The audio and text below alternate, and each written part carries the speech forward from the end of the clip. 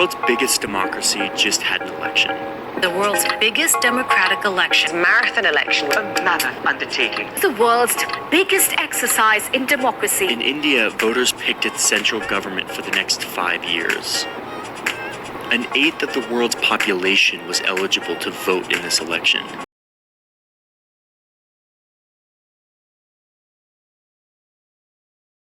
India's political system. All of us know a bit about India's political system, but I don't think we all know about it in detail. So, in this video, or rather in this documentary movie, you'll get to know a lot more about India's political system. So let's get into knowing about it. So now, first let us talk about the British political history. As we know, India was a colony of the Great Britain. After the First War for Indian Independence, the British government took over the administration to establish the British Raj. The British Raj refers to the period of the British rule on the Indian subcontinent between 1858 and 1947. The system of governance was instituted in 1858 when the rule of the East India Company was transferred to the Crown in the person of Queen Victoria. It lasted until 1947, when the British provinces of India were partitioned into two sovereign dominion states, the Dominion of India and the Dominion of Pakistan, leaving the princely states to choose between them. Most of the princely states decided to join either the Dominion of India or the Dominion of Pakistan, except the state of Jammu and Kashmir.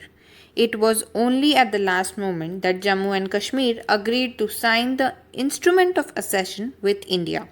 The two new dominions later became the Republic of India and the Islamic Republic of Pakistan. The province of Burma in the eastern region of the Indian Empire had been made a separate colony in 1937 and became independent in 1948. So there was an end of British rule in 1947 and our Indian Constitution was created in the year 1949. Now let us get an overview about the political parties in India. As we know, India has a multi-party system, and this multi-party system can be classified into three levels: the national level, the state level and the regional level. The status of each political party in India is accorded by the Election Commission of India. All the political parties in India are registered with the Election Commission.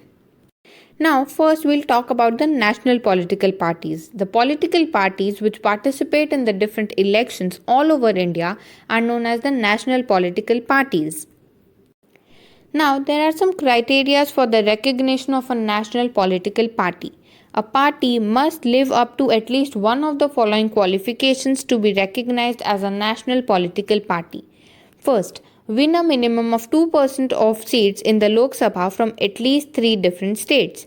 Second, in general elections, party must manage to win 6% of the votes and win at least 4 Lok Sabha seats. And third, the party should be recognized as a state-level party in at least 4 or more states. Now, if any of these conditions are fulfilled, then the party can be recognized as a national political party. Very few political parties are able to make their presence as a national political party. Some of the examples of these national political parties are the Bahujan Samaj Party, BSP, the Bharatiya Janata Party, BJP, the Communist Party of India, CPI, the Communist Party of India, Marxist, CPIM, the Indian National Congress, INC, and the National Congress Party, NCP. Now, we are going to talk about some of these national political parties in detail. The Bahujan Samaj Party or the BSP. The word Bahujan means the majority of the people and Samaj means the society. BSP represents the majority of the people and represents mainly the oppressed sections of the society. The elephant on the symbol represents the physical strength and willpower. The second national political party that we are going to talk about is the Bharatiya Janata Party or the BJP. It translates to the Indian political. The second national political party that we are going to talk about is the Bharatiya Janata Party or the BJP. It translates to the Indian People's Party. It strongly adheres to cultural nationalism through social conservatism and integral humanism. The symbol contains a lotus, which is India's flower and is used to indicate the national identity. The third national political party that we are going to talk about is the Indian National Congress or the INC. The INC is the country's oldest political party. It is one of the two major national political parties of India. It operates on the ideology of Gandhian socialism and social democracy. Its symbol is the right hand with its palm side facing front, usually seen in the center of the Indian flag, which is the background. Last but not the least national political party that we are going to talk about is the Communist Party of India or the CPI. It is the oldest party to have begun the communist movement in India. Its symbol is the ears of corn and a sickle with a red background. Red is the color of struggle, symbolizing a communist party. The ears of corn and a sickle depicts that the CPI contains peasants, farmers and laborers who work the fields for a living. Now we are going to talk about the state political parties. The political parties that participate in different elections but only within a state are known as the state political parties. Some states may have more than one state party. Now we are going to talk about there are some criteria for the recognition of a state political party as well. A party must live up to at least one of the following qualifications to be acknowledged as a state political party.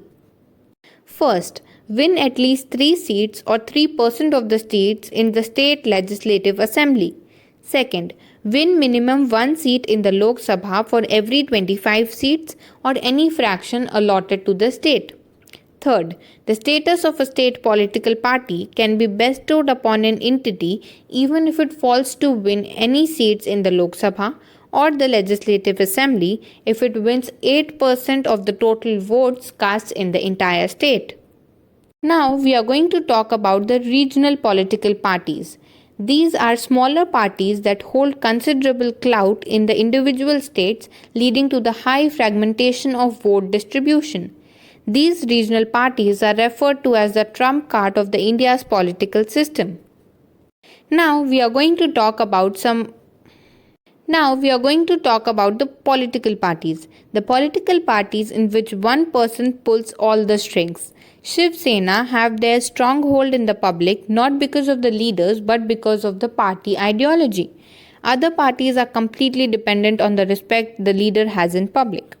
There are also some independent candidates who stand in elections. There are a high number of film actors who join Indian politics. Many state parties attract local film industry actors in their party. This is all about the working of the political parties in India. Now we are going to talk about one of the most attention-seeking elections of all time, the West Bengal Assembly Elections 2021. Elections for the 294-seated West Bengal Assembly were held in 8 phases from 27th of March to 29th of April. The counting of the votes was done on 2nd of May. It is a 3-cornered fight with Trinamool Congress seeking a third term, Congress and the Left Front fighting together, and BJP hoping to make its mark in the eastern state. Now, when we talk about the results of the West Bengal Assembly Elections 2021, the results were clearly bipolar, with TMC winning 213 seats and BJP strengthening its hold in the opposition lobby from 3 seats in 2016 to 77 seats in 2021. The Congress Left ISF alliance won 1 seat with the Rashtriya Secular Majlis Party ticket in Bhangar Assembly constituency.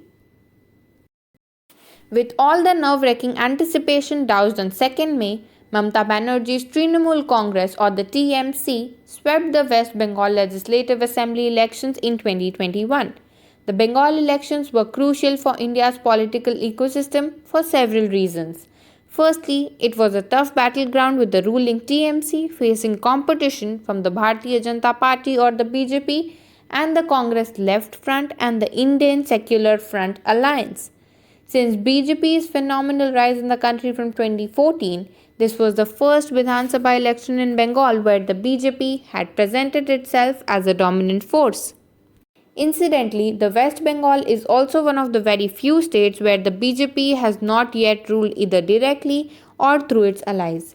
Secondly, as the main contest was between TMC and BJP, the flurry of election issues that gained momentum in the past few years, such as the Citizenship Amendment Act, the political violence, management of Cyclone Amphan, religious identity and caste politics, and most importantly, the raging pandemic, made any kind of political speculation extremely difficult. It might be a bit of an overstretch to say that TMC's win as a regional party would lead to a strong opposition at the centre, given the BJP led National Democratic Alliance still holds the 336 seats out of the 543 at the Lok Sabha and 118 seats out of the 245 at the Rajya Sabha. However, given Mamata Banerjee's massive win in the wake of the rampant defection from TMC, and BJP's campaign trails that included the Prime Minister and the Home Minister visiting Bengal numerous times in the last few months. TMC's victory is expected to consolidate the strength of the regional parties to form a strong base in the run up to the 2024 parliamentary elections, which was missing in the last few years.